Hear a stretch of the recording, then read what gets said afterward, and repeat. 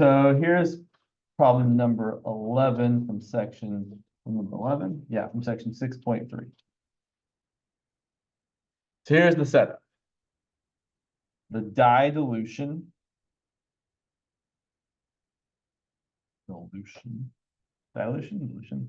method is used to measure cardiac output with 6 milligrams of dye.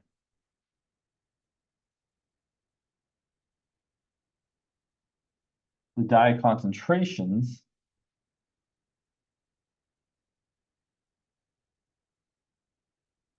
measured in milligrams per liter are modeled by the function C of t equal to 20 times t times e to the negative 0.6 t, where t is between 0 and 10.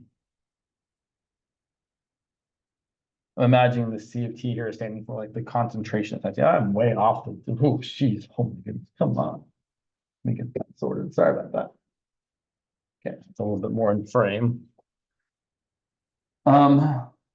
Finally, oh, yeah, where t is measured in seconds. And then we're being asked to find the cardiac output. So a lot of this feels very kind of like, what are we even doing? So we're talking about cardiac output. So let's kind of let's build this up a little. So for cardiac output, what we're talking about is the volume of blood pumped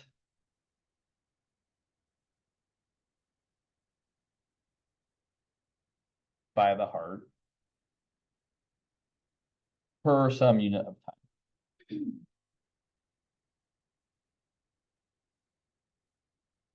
So to measure it, what we're going to do is say, well, C of t is the concentration.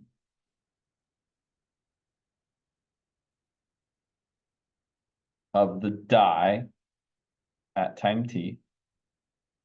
And we're going to say that F is the flow rate of the blood and that A is the amount of dye. Bless you.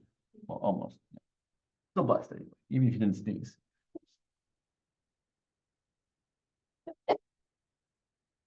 The flow rate in liters per minute. So here's the idea that's driving this. We're going to say that the amount of dye, A, is going to be essentially the concentrations multiplied by the flow rates times how much time has passed. Let me say that again. So we're going to say that, for example, the amount of dye is going to be the concentration at some time times the flow multiplied by how much time passes. And if we think about the units here for just a second, concentration is measured in, let's use a different color here. Concentration is milligrams per liter. Flow is liters per minute. And delta T is time. Liters per minute or per second per time.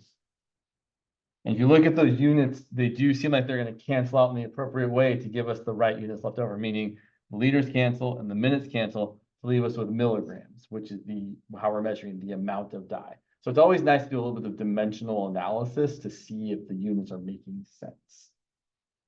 But that's just some small amount of the amount of dye. So we're going to kind of keep doing this. We're going to add up all these little sections of amounts of dye. So you're going to have some later amount like C of T2 times the flow rate times delta T, plus you keep doing this, keep adding up these little sections, and we get an integral. So we're going to get the integral from 0 to some n time of the concentration in time t times the flow times, instead of delta t, I'm going to write dt. And that's the amount of dye. But then we're being asked to find the flow rate because the question says to find the cardiac output, which is the flow rate. I know I'll be perfectly frank. The biology doesn't make a whole lot of sense to me personally. Like I can say the words kind of like, okay, that makes sense. The flow rate is the cardiac output. Sure. Talking about how fast things are flowing. You're talking about what the heart is doing, but I'm faking it a little bit, to be honest. I'm looking at the handout. I'm like, oh yeah. So this F is a constant here. We're going to factor that out and say that the amount of dye is the flow rate times the integral from 0 to t of C of t dt. And then we're going to solve for this and say that the flow rate itself is equal to the amount of dye divided by the integral from 0 to t of C of t dt. And this is equal to the cardiac output.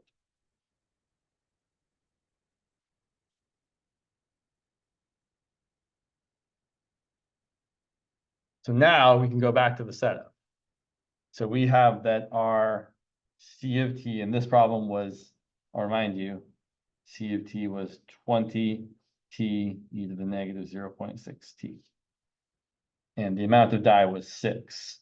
So our flow rate is going to equal 6 divided by the integral from 0 to 10 of 20 t e to the negative 0.6 t dt. Which you can barely not see. Sorry. You can't see something, just let me know. I've tried. And now we have to integrate it. And it's going to be integration by parts. So here's a tip for integration by parts. If you're doing a depth, so I wouldn't like write all this out at once. Like here's what I want to find.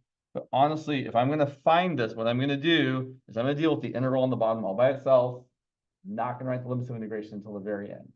So what James is going to do is say, I'm going to start with just the indefinite integral of 20 t e to the negative 0.6 t dt.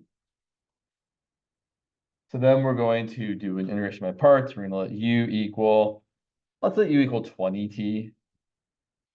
And dv is going to be the rest, which is the e to the negative 0.6 t dt.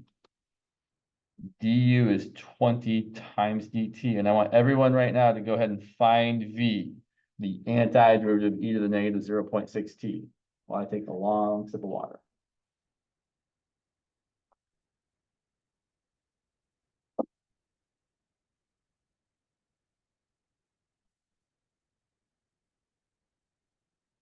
Hopefully, everybody is finding that v is e to the negative 0.6 t divided by negative 0.6. We're going to rewrite the integral. It's going to be equal to our u times our v, so 20t times e to the negative 0.6 t divided by negative 0.6 minus the integral of v du. That's e to the negative 0.6 t divided by negative 0.6 times 20 dt. And then I would do a little bit of simplifying. That's going to be 20t divided by negative 0.6 e to the 0.6 t. I'm sorry, I thought there was something in the chat. And then minus and minus is plus 20 over 0.6. And then the integral of e to the negative 0.6 t again is e to the negative 0.6 t divided by another negative 0.6. All right. And then finally, the rest of it. So we found the indefinite integral. Great. I don't need a plus c. It's fine without it if we're just doing this for ourselves. And then to go back and find the flow, it's going to be 6 divided by this integral from 0 to 10, 20t e to the negative 0.6 t. And then we're going to write that as 6 divided by this antiderivative, which is, again, I know it's gross, 20t over negative 0.6 e to the 0.6 t plus 20. I'm going to probably bring this down as well, over 0.6 times another. Yeah, right, I know, it's terrible. Evaluated from 0 to 10. And then you can plug it in. You get awful things. 6 over 20 times 6 over a lot. 200 over negative 0.6 e to the 0.6 times 10 is 6. I'm going to pull out this minus sign and say it's minus 20 over 0.6 squared e to the 6. And that minus, and then you plug in 0, and you get 0 minus 20 over 0.6 squared times e to the 0. Terrible.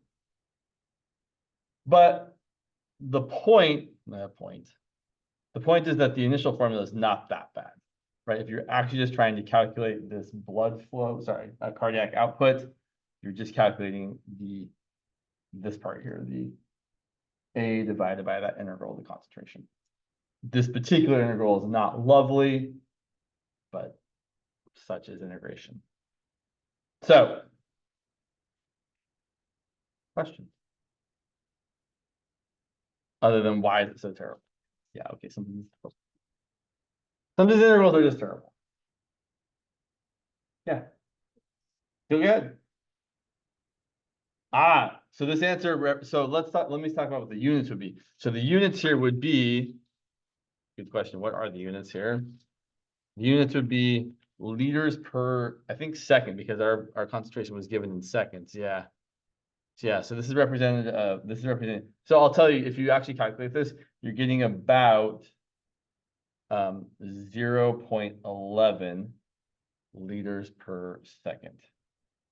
And again, this is representing the cardiac output of the heart. So how much blood is being pumped or how much blood is flowing through the heart at that rate. So about 1/10 of a liter per second. Or if you wanted to change that to liters per minute, if you multiply this by 60, you get 6.6 liters per minute. Interesting. Let's see. How do we get 20 over 0.6? Like where?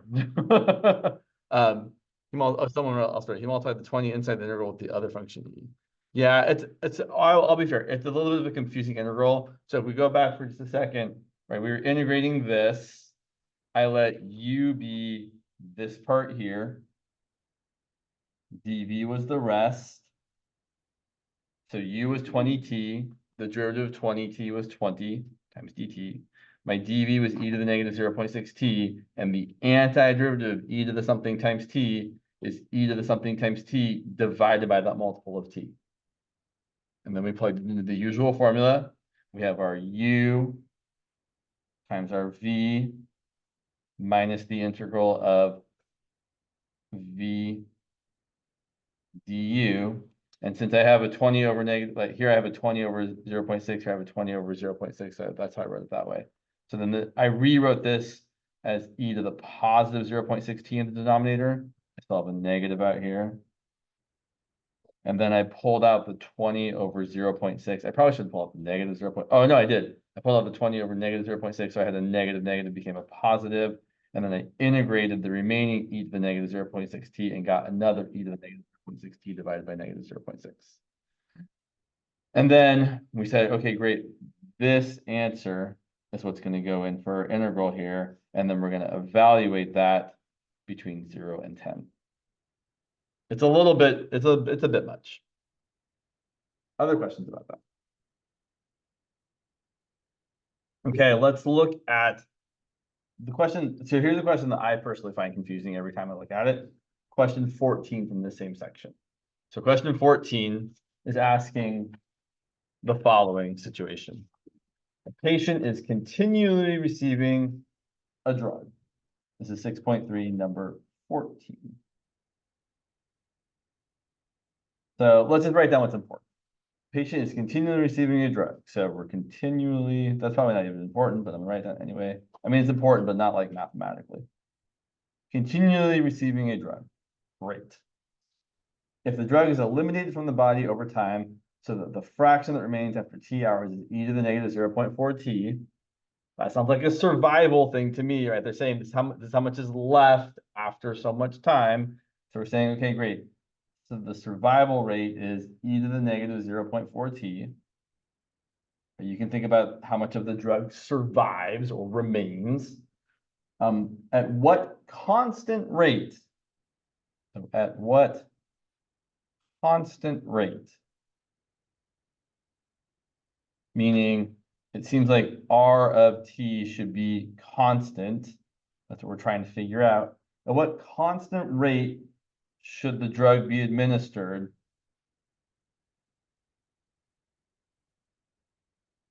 What is our R of T administered? I can spell, yeah. To maintain a steady level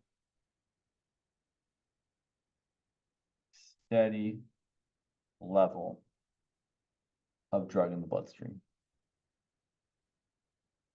This question to me is hard to figure out what I'm supposed to do. I know. So what this says, so at what constant rate should the drug be administered to maintain a steady level of drug? Okay, so let's write down the survival model, which I think I've maybe seen enough times at this point in my life that I actually remember it. The survival model is P of T is equal to P naught times S of capital T equal to the, plus, not equal to, James, integral from 0 to capital T of S of capital T minus little t times R of T dt. There's the setup as far as the function. And here's what we're saying we want. We're saying that no matter how much time has passed, we want the amount of drug to be constant.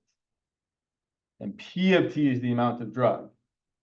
So no matter what time it is, and that is a capital T there, no matter what time it is, we want the amount of drug to be the same as the amount we started with.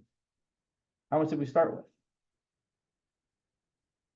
It's not an actual number, but it's something that's written here. We start with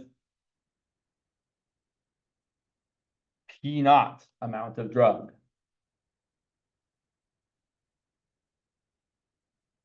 And what we're saying is we want that amount to stay the same throughout the whole time.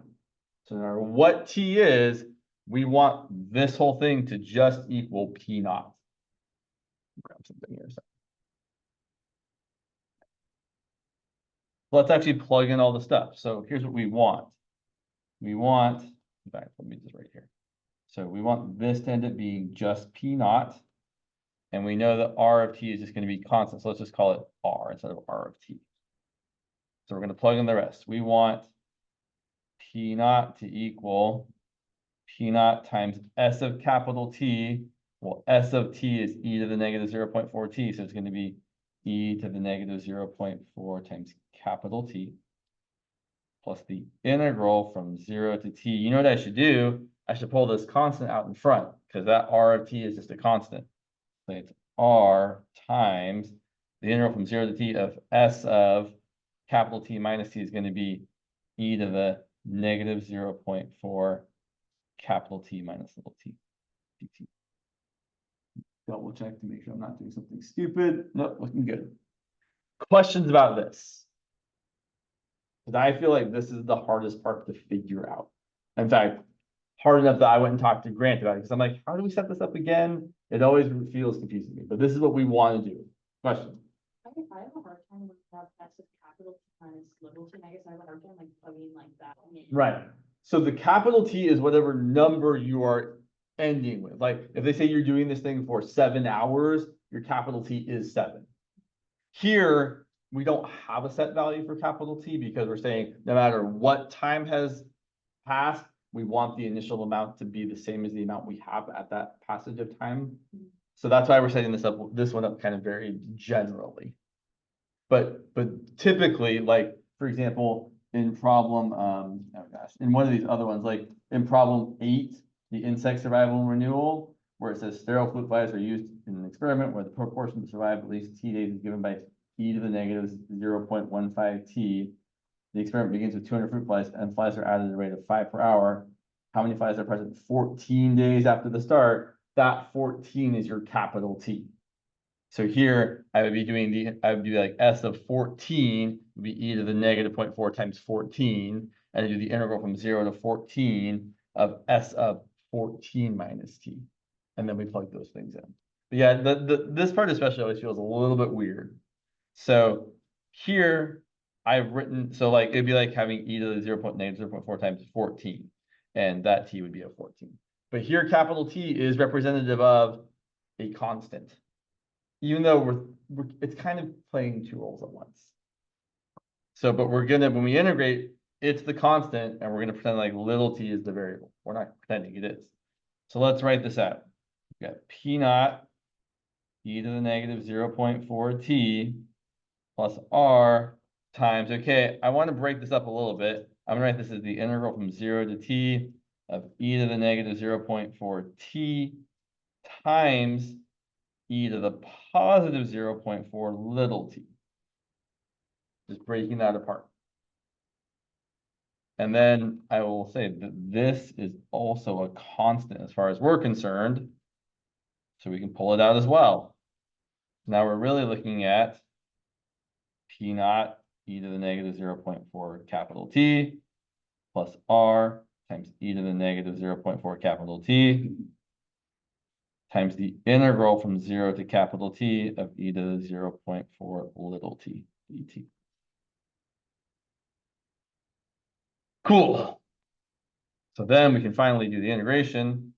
So we've got p naught equal to p naught times e to the negative 0.4 t plus r times e to the negative 0.4 capital T.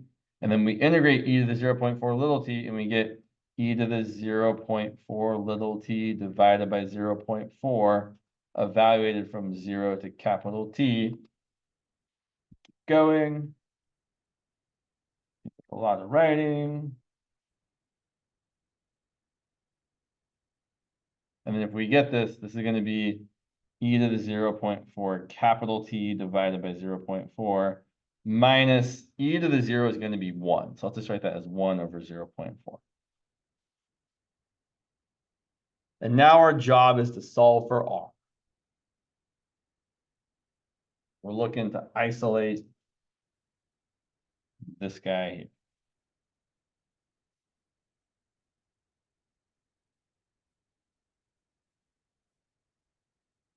So, okay. Here's what I'm going to do. I'm going to do this minus that. So p naught minus p naught times e to the negative 0.4 t equal to r times, let's simplify this right-hand side a little bit. Write it as r times e to the negative 0.4 t. And then let's factor out the 1 over 0.4. And so we have an e to the 0.4 t minus 1. It almost looks like I've written the word out here. That's not out, that's 0.4 t. And although it's going to look kind of gross, actually, no, we can make this look nice. This is going to be p naught times 1 minus e to the negative 0.4 t divided by all of that. So e to the negative 0.4 t times 1 over 0.4 times e to the 0.4 t minus 1. And can we simplify that? Probably. Yeah, it definitely does simplify. But I'm not too worried about it.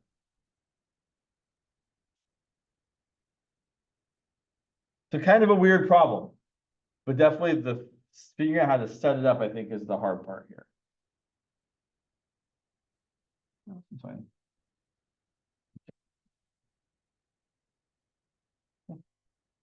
That's good. So these word problems are a little funky. They do require careful reading. Just make sure you kind of understand what you're being asked to do. Yeah.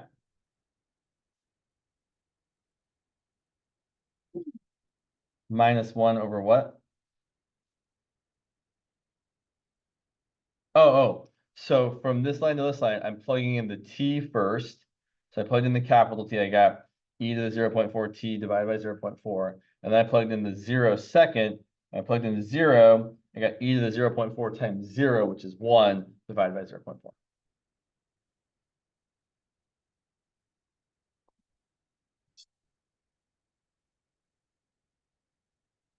All right, let's, Yeah, let's start talking about volume. Unless there's any other dire word problems that we have to address. Dire might be too strong a word there. Okay, let's talk about volume. Well, actually, let's talk about area and volume. So yeah, let's go over here. Thank you. So let's look at the following. Wrong pen. Volume. So, gosh, I keep getting off. So let's start off with the following setup. We want to find the area, not the volume, of the region bounded by y equal to x cubed, y equal to 0, x equal to 2.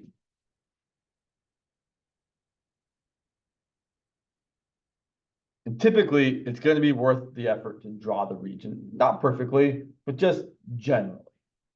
So y equals x cubed, usual cubic shape, kind of looks like this. Y equal to 0 is our x-axis right there. And then x equal to 2 is the vertical line right about there. So we're looking at this region here.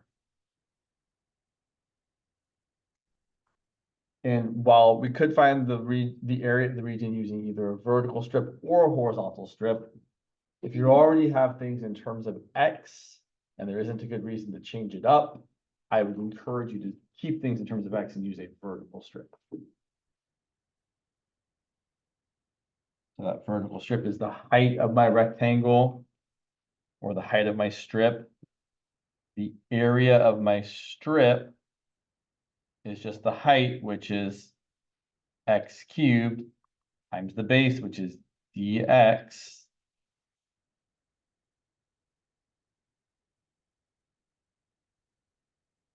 But that's just the area of one rectangle. So then to add up all the areas of the rectangles, the total area is going to be the integral from as far left as 0 to as far right as 2 of x cubed dx.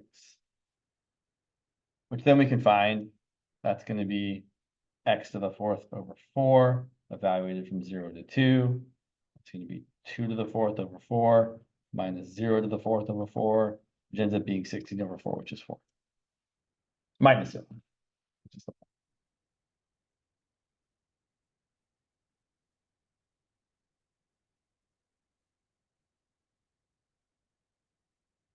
But now, we'd like to take that same region and find the volume of the solid we get when we revolve that region around the x-axis. So let's talk about that. I can move the pages here. Maybe. So I want to find the volume of the solid we get by revolving that same region bounded by y equals x cubed, y equals 0, and x equals 2 around the x-axis.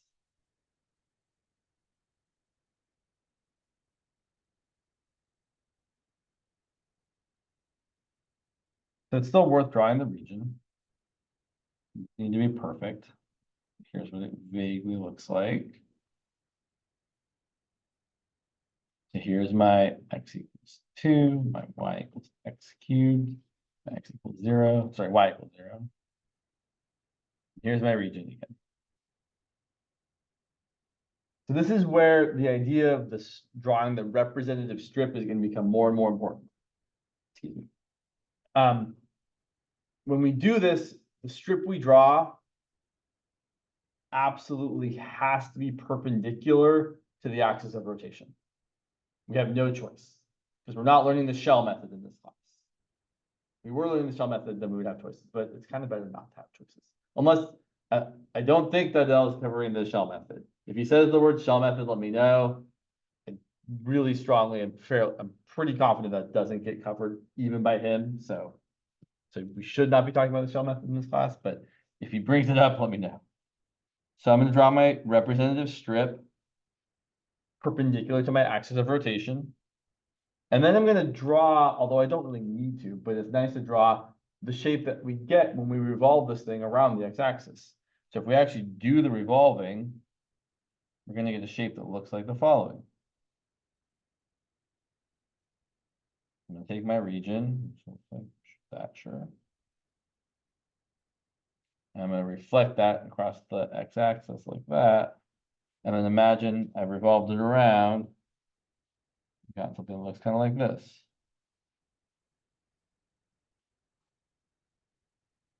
But really what I want to think about is what happens to the little strip when I revolve it around.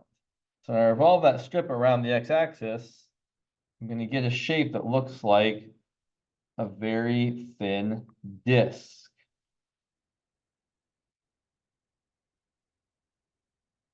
And the volume of that disc, well, it's going to be the area of that circle multiplied by the thickness of the disc. It's the area of my circle times the thickness. Which the area, well, we know how to find the area of a circle. That's going to be pi times some radius squared. And the thickness of my disk is just like the width of my rectangle, a small change in x. But then the radius of that circle is dependent on how far left or right in the region we are. If I'm further to the left, my strip is a lot shorter and my circle has a much smaller radius. If I'm further to the right, my radius is larger. The radius depends wholly on the function.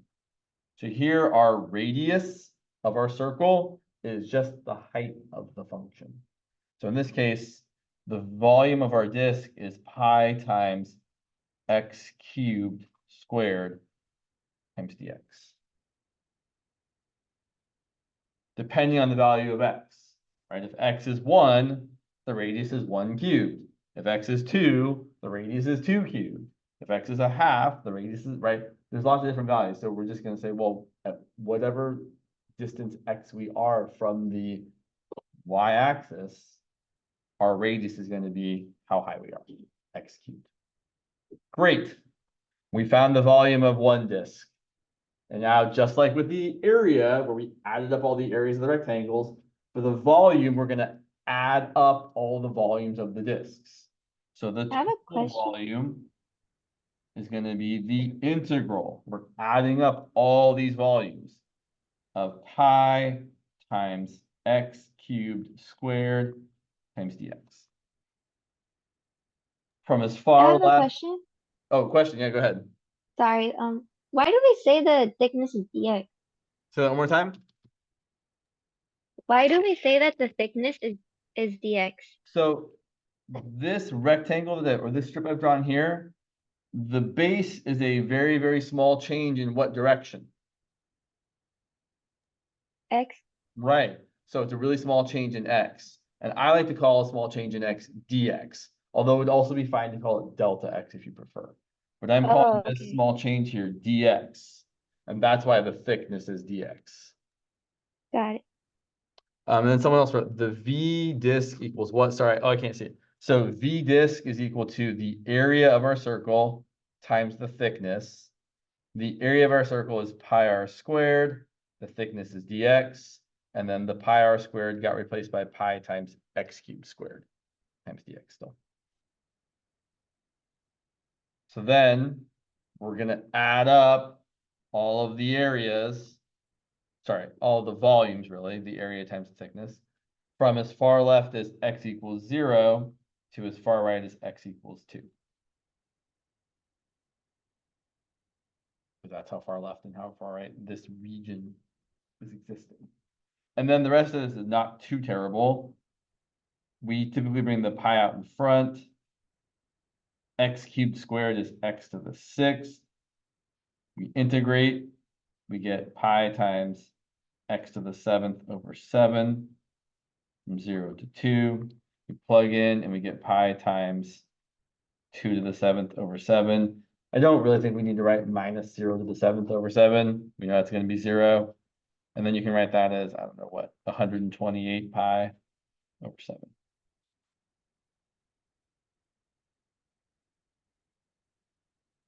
That's kind of the very general idea. Is yeah, question. So we briefly talked about like what would happen if we rotated it around the Mhm. y-axis. Would it be just like, how different would that be from this? Let's do it. So it is going to be a little bit different, but we'll see. So let's say we want to rotate around the y-axis. Same region around the y-axis.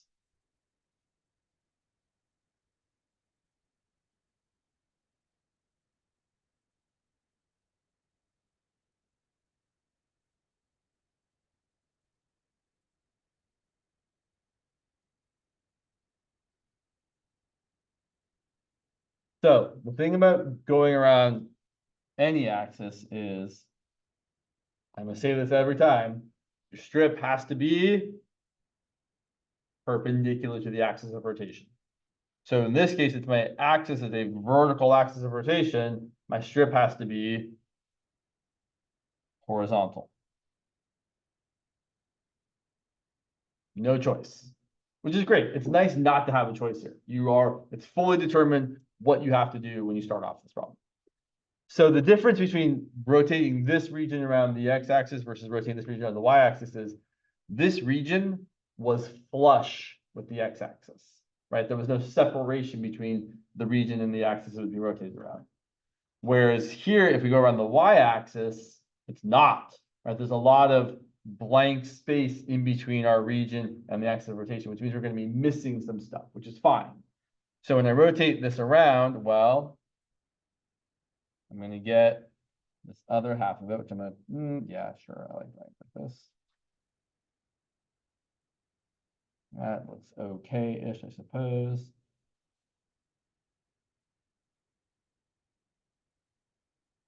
So I'm imagining some shape that looks like kind of a big cylinder, and I've cut out like a bowl from it. That kind of makes sense? Like you had some like cylindrical can. Oh, you know what it kind of looks like? It kind of to me looks like a steel drum. Maybe like it's like the instrument that people play on.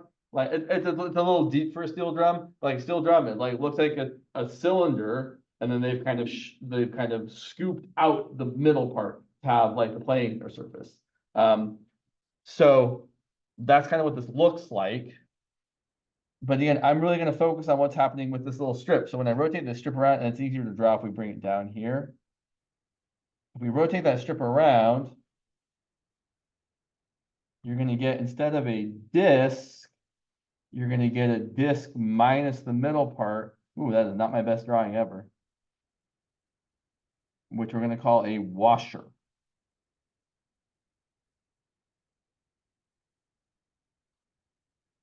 So this little, color here. This little rectangle here got rotated all the way around to, oh, there's a word I'm looking for, I can't find it, to sweep out this washer shape. But we're definitely missing the middle part, right? It's this outer circle minus this inner circle that isn't there. Yeah. If that was closer to the y-axis, then wouldn't it, What do you mean? What do you mean closer to the y-axis? like just like down? Down, sure. So if I took a strip that was down a little further, like say down here, you know what? We're still not touching the y-axis. So even if I sweep this strip around, I'm still going to be missing some middle part here. Even if like we took a strip that was literally like touching the y-axis, like wouldn't You mean the x-axis? Yeah, then, sure, then you would be kind of, but at the very extreme. So here, we have this. My pictures are not on point right now. Still a washer. And that's always going to be the case. If your region is not flush with the axis of rotation, or another way of saying that is if the axis of rotation isn't one of your boundaries. So here, right, the y-axis is not one of the boundaries of the region. If that's the case, you're going to end up using the washer method, which is almost the same as the disk method, except you have to subtract out the area of the inner circle. So typically the way we view this is, well, the volume of this washer very generically is the area of the larger circle minus the area of the smaller circle multiplied by the thickness of the washer, which is the dy. Let's label some stuff here. There's our dy, the thickness, a small change in y. Without drawing them, how would you make the larger circle? You really should draw it. I know, it's kind of a bummer, but really for these, so I will say, you don't have to draw like the volume rotated around, but it's super duper. I don't want to say necessary, but I can't think of a better word. It feels pretty necessary to draw this region. So that I can see that, oh yeah, when I draw this strip, this is the outer radius. And that's your inner radius. Or if I do it down here, right? Here's my inner radius, the radius of the inner circle is getting subtracted away. And here's my outer radius, the radius of the larger circle. For this particular problem, my outer radius is x equal to 2. For my inner radius, well, the function that we're using is y equals to x cubed, but we have to solve for x in terms of y because we're using a dy. So it's not going to be y equal x cubed. It's going to be y to the 1/3 equal to x, or x equal to the cube root of y. So my inner radius here is going to be x equal to y to the 1/3. So here, the volume of this washer in particular, we usually factor out the pi. It's going to be pi times the outer radius squared minus the inner radius squared times dy.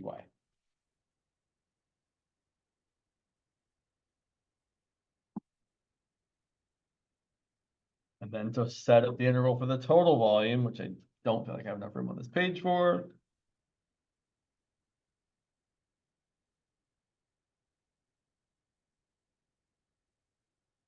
The total volume is going to be the integral of pi times 2 squared minus y to the 1/3 squared dy. From as low as y equals 0 to as high as however high we go.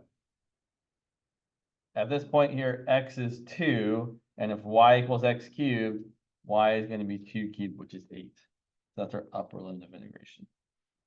Questions? Yeah.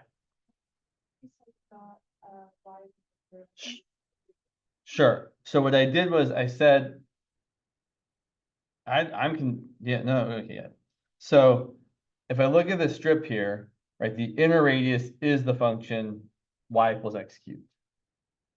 But since I'm doing things in terms of y, because I'm using a dy, because I'm using a horizontal strip here, I can't use y equals x cubed. I have to solve for x as a function of y. So instead of doing y equals x cubed, I raise both sides to the 1/3 power. And then x cubed to the 1/3 is just x to the first. So I get x equal to y to the 1/3. And then if you hit 8, you just plug in 2 to X. Right, so I'm really kind of looking back at this picture, I'm just kind of asking myself, okay, well, if I draw horizontal strips, I can see that they only go as low as y equals 0. And then if I draw them up here, well, they're getting closer and closer to this point of intersection here, and that point of intersection, well, x has to be 2.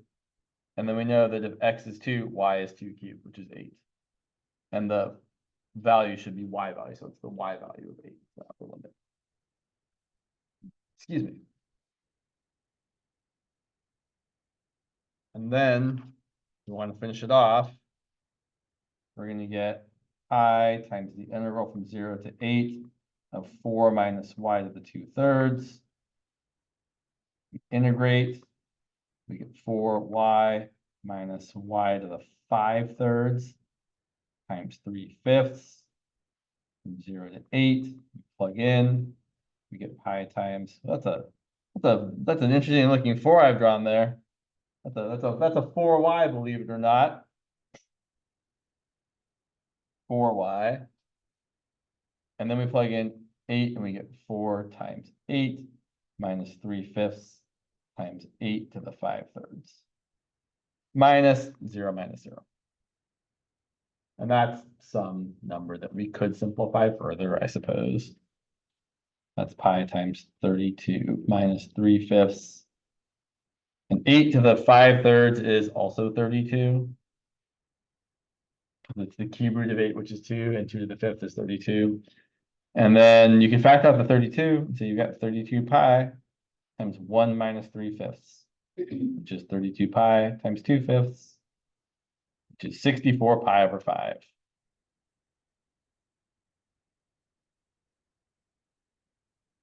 But again, I would say on the test, I would stop here. There's no real need to do the rest of this. Question? Why is the integral from 0 to 8 not 2 to 8? So the integral from 0 to 8, because we're talking about how, so if we look at the, and this is why I wouldn't actually draw this around part here. I would just draw the region here. I'm thinking about how low the strips go and how high the strips go. So the strips go as low as a value of y equals 0 and as high as y equals 8. Whereas in the previous one, where we were going around the x-axis, our strips went as far left as x equals 0 to as far right as x equals 2.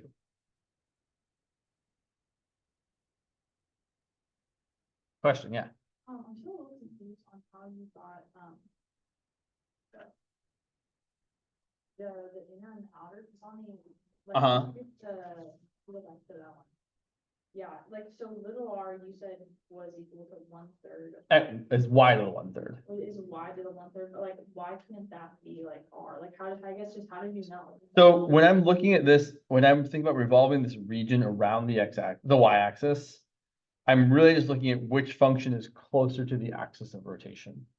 So when I look at this simpler drawing here, I can see, well, of this function and this function is definitely closer to the y-axis, and this function is further away. And that's why I like to draw the horizontal strip, because the horizontal strip makes it obvious. Oh, in this case, the left one's closer, the right one's further away. Yeah, okay. I'm just having some thoughts here about other stuff. Other questions before we do more examples? Yeah. So on the problem, after where we talked about the 32, Mm-hmm. from 3/5 to 2/5. And the last row. Mm-hmm. And then keep on going. Mm-hmm. And keep on going. Mm-hmm. It shouldn't be 3/5. What's 1 minus 3/5? Never mind. Technically. Okay, so let's actually write a couple general formulas here real quick. So very generically, people talk about the disk method and the washer method really being the same method, because the washer method is just the more generic formula. But I'll write them both down here. So the disk method,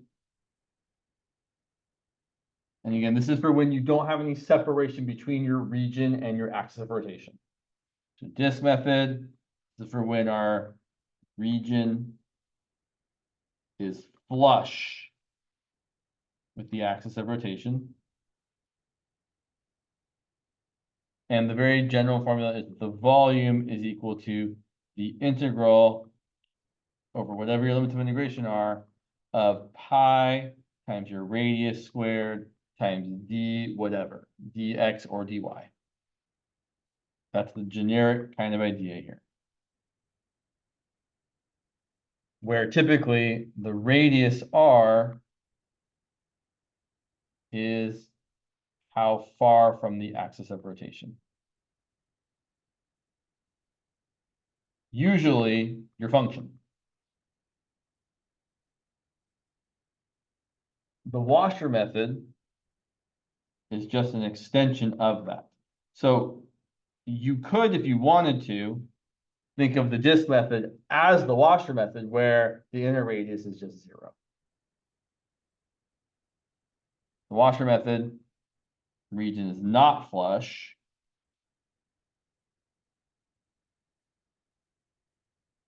Because the volume is equal to pi times the integral of whatever your appropriate limits of integration are of your large radius squared minus your small radius squared, dy or dx.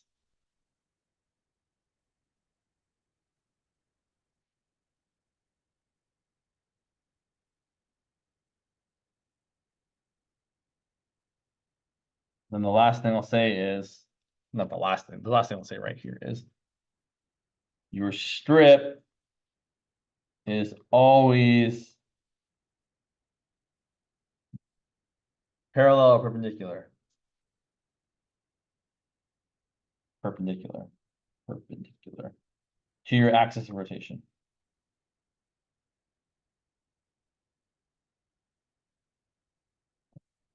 No exceptions.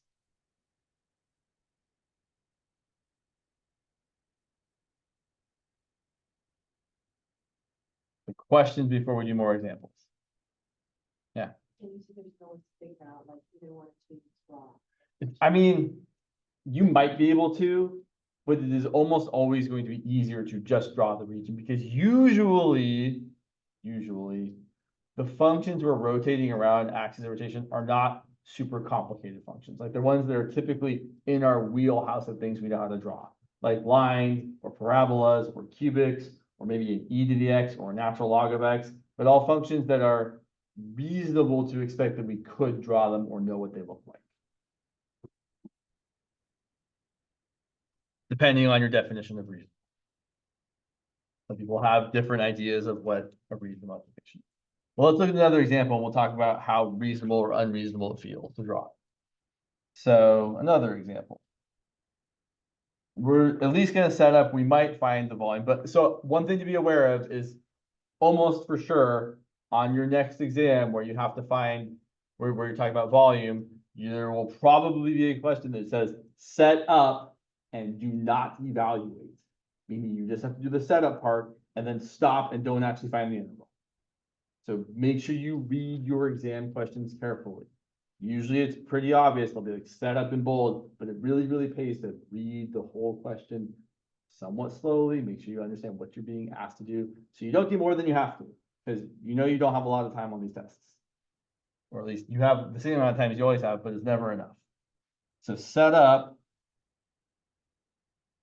the integral for the volume of the solid formed by revolving the region bounded by y equals x squared, y equals x plus 2, and x equal to 0 in the first quadrant about the x-axis. And I would like you all to do your best job of drawing y equals x squared and y equals x plus 2. Doesn't have to be perfect, just a semi-okay drawing of that parabola and that line.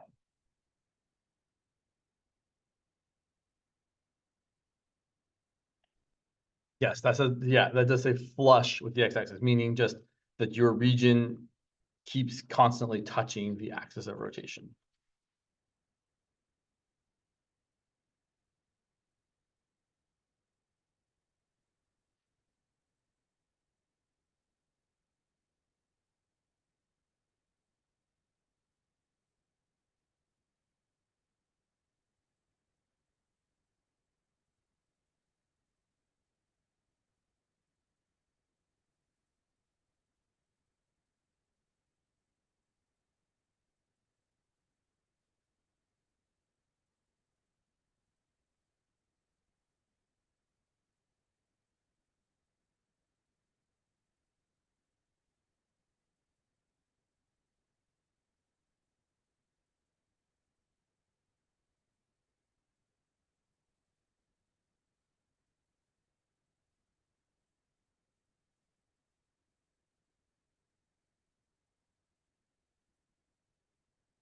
So here's the region we have described.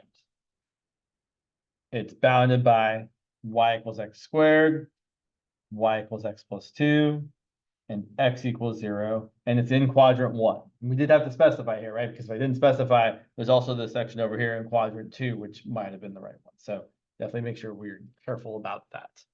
And we're trying to go around the x-axis. So what kind of strip am I drawing? Is it vertical or is it horizontal? Got to be vertical, no choice. Here's my vertical strip going around the x-axis. Notably, the strip I have drawn does not touch the axis of rotation. You shouldn't, so definitely when you draw these little representative strips, draw the strip in the middle of your region. Don't draw it at one extreme end or the other. Draw it in the middle so you can kind of see what's going on. Oh yeah, really the only strip I could draw that would touch would be at the very, very left here. But more importantly, the region itself is not flush with the axis of rotation. So we know we're going to end up using the washer method. If I see what's going on here, if I rotate my washer around, it's going to look like this.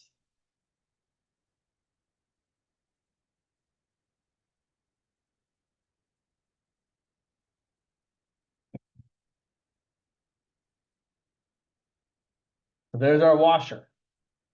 And the volume, well, in fact, let's be even better about this. There's our small radius. There's our big radius. So it looks like the big radius is the function y equals x plus 2, and the small radius is the function y equals x squared. Which might not have been immediately obvious if we hadn't drawn it. And yeah, so here's a way you could maybe try to do it without drawing it, because we do still need to find the points of intersection. So if we set these two functions equal to each other, so we set x squared equal to x plus 2, x squared minus x minus 2 equals 0, x minus 2 times x plus 1 equals 0. So you either get x equal to 2 or x equal to -1, but we know we're not in quadrant 2, so x has to be positive 2. So this point right here is the point 2, 4.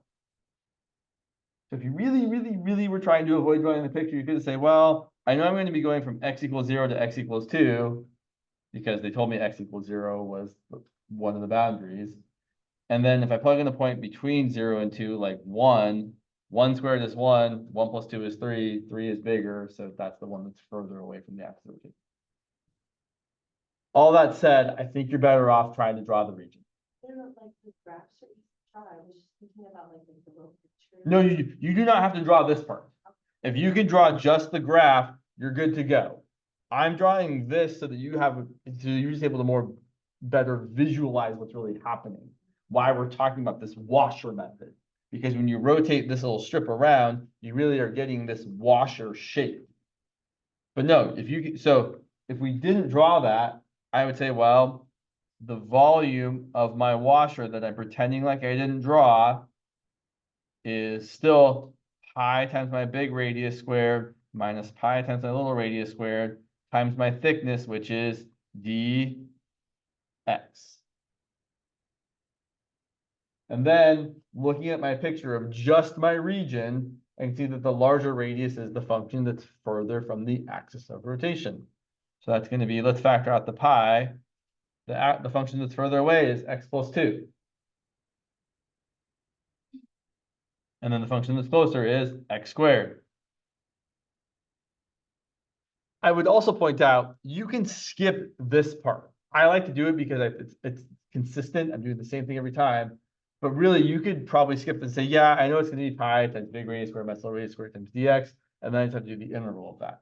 So the total volume here is going to be the integral from, my strips go as far left as x equals 0 and as far right as x equals 2. Pi on the outside, and then it's going to be x plus 2 squared minus x squared. So yeah, so someone in the chat is asking the same sort of question. How do you know which one is little r and which one is big R? And it's really kind of based on, so I'm going to say very blanket statement. Big R is the function further from the axis of rotation.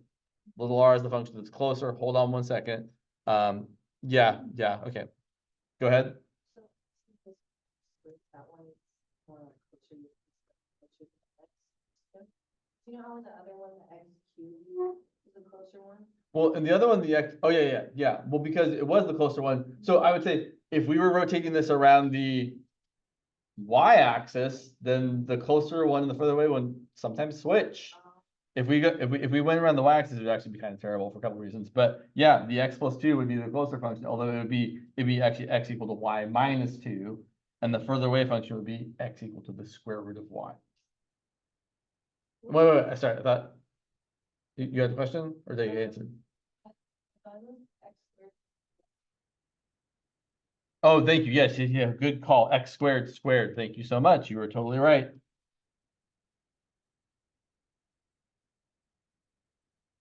Amelia, same question. Cool. Right on. Okay. And then, so the problem to just say setup. I don't think we need, so here's how you would finish this. If you were going to do this, you would multiply out the insides. So your volume would be pi times the integral from 0 to 2. X plus 2 squared is x squared plus 4x plus 4 minus x to the 4th. And then I think you can do the rest. And to differentiate using the power rule, you get x cubed over 3 plus 4x squared over 2 plus 4x minus x to the 5th over 5. You plug into, you subtract, you plug in 0. Let's talk about what would happen if we instead, went around the y-axis. So going around the y-axis is going to be kind of terrible. It's probably not actually that terrible, but there are reasons why we say it's terrible. And we'll try and do this one drawing just the region, not drawing the around part thing. I don't like drawing the around part. Just doing it for you all. We'll draw the same region here.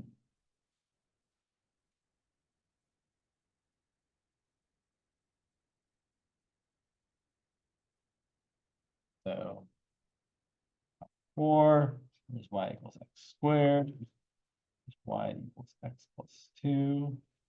Here's my x equals 0. So here's where we run into something, and I should say we're going around the y-axis this time. Now we're going around the y-axis.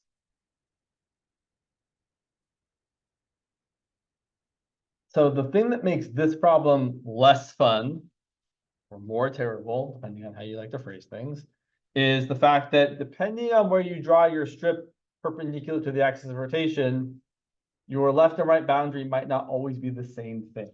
So I'll point out, in every problem so far, right, when I drew this vertical strip, didn't matter how far left or right I drew it, I would have always had y equals x plus 2 as the top function, y equals x squared as the bottom function. Same deal for the previous ones. Go back a minute here. We go back to the right to this one here. No matter where I do this horizontal strip, x equals 2 was always the right-hand function.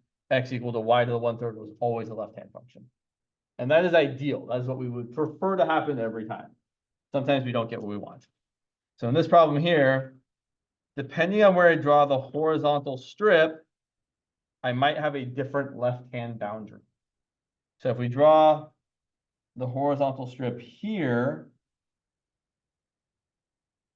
the larger radius is going to be x equal to the square root of y. And the smaller radius is going to be x equal to y minus 2. But if we draw the strip lower, down here, the larger radius is still x equal to the square root of y. And actually, there isn't a smaller radius. The smaller radius is x equal to 0. So we actually don't even need to use the washer method for this lower part here, right? This lower half is going to just require the disk method. So here we're going to have just the disk method. But if your left and right boundaries change as you go higher or lower, you have to end up using 2 intervals instead of 1. So we're gonna have to break this up at right there. At that break point. Which has a value of y equal to 2. Because if x is 0, 0 plus 2 is 2. Questions so far? Are there questions about these functions over here? Just to... right there? So if I draw this strip, so in fact, let me just, right. So this x equal to the square root of y is coming from y equal to x squared. This x equal to y minus 2 is coming from y equal to x plus 2. Same deal here. This x equal to the square root of y is coming from y equal to x squared. And this x equal to 0 is just the left boundary. And no matter where I draw this horizontal strip, my left boundary is just the y-axis, which is the line x equal to 0. Right? I feel like people always kind of forget that the y-axis is x equal to 0 and the x-axis is y equal to 0. But those are what they are. So then we're going to set up both of these integrals. So the volume is going to be, we'll do the bottom one first. So it's going to be the integral from y equals 0 to y equals 2 of pi times my big radius, which is just x equal to the square root of y squared. I'll label that. That's my big radius squared dy. That's the bottom half or the bottom portion. Plus pi times the integral from a value of 2 to a value of 4. And now it's my large radius squared. So that's going to be my square root of y squared minus my little radius squared, which is my y minus 2 squared dy.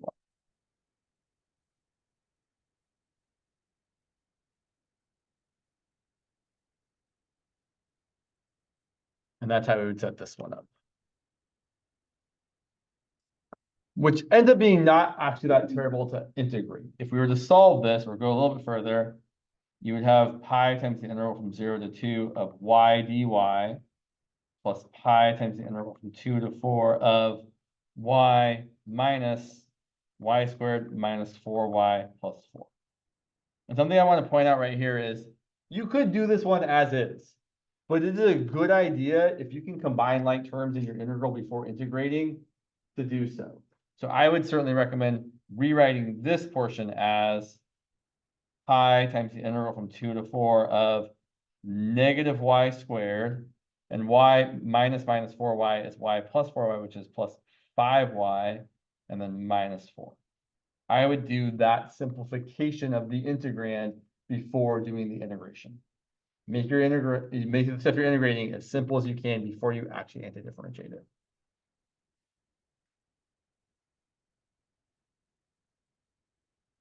Times it. Oh wow, it's 10:13. Okay. Yeah, let's look at one more thing here because I feel like it wouldn't surprise me if we got asked to do this. So let's take the same region since we've already got it and we only have 7 minutes left. And let's talk about what if I wanted to rotate the same region around the line y equal to 6. I don't know if this will actually come up, but it's not terrible. And I would not be surprised if they'll ask you to at least set up a problem like this. Again, the calculation is a little bit gross, but the setting up is not any worse than the setups we've already done. So this is where I do really think it's super important to draw the picture. Try to draw the same region. Give yourself some vertical space. So I have my same, let's use the same color names, sure. So I've got my y equals x squared. My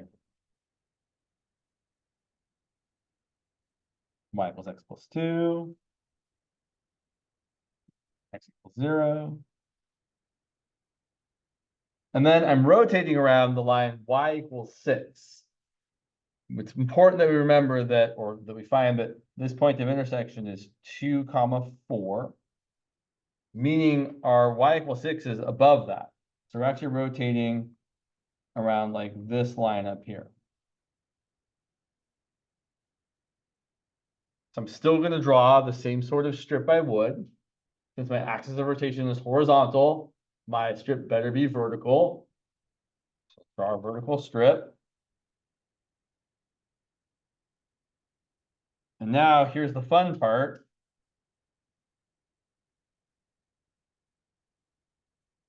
The roles have changed. The inner radius is the distance from your axis to your closer function. So this right here, that's not the pen I wanted to use.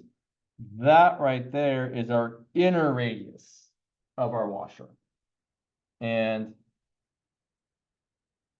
this right here is our outer radius. Because if you think about drawing, right, if you think about drawing this thing swooped out around that axis, oh yeah, this part's going to be the bigger circle, this part's going to be the smaller circle.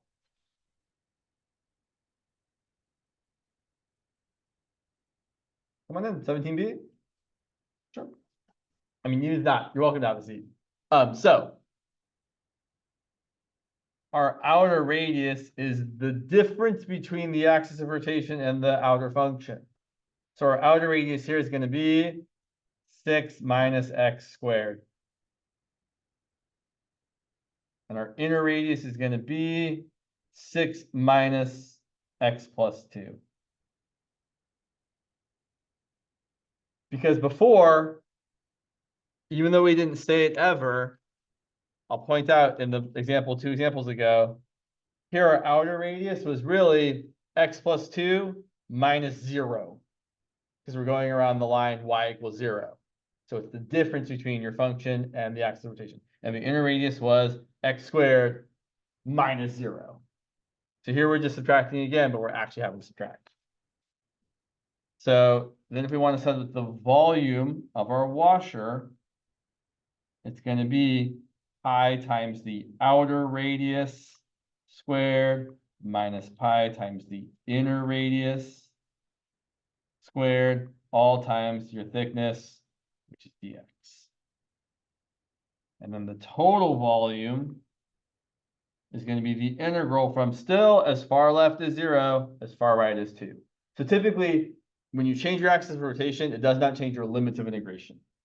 Because the region didn't change its shape, you're just changing what you're rotating around. So my limits of integration are still from as far left as x equals 0 to as far right as x equals 2, pi times my outer radius squared minus my inner radius squared. And multiply that does get a little bit gnarly. It's not impossible, but it's a little bit gross. And usually, if you're asked to do these kinds of problems, it's usually just a setup, not a calculate. Yeah. All right, it's 10:18. I probably shouldn't start another example. So I guess that's all got. Unless there's questions about this.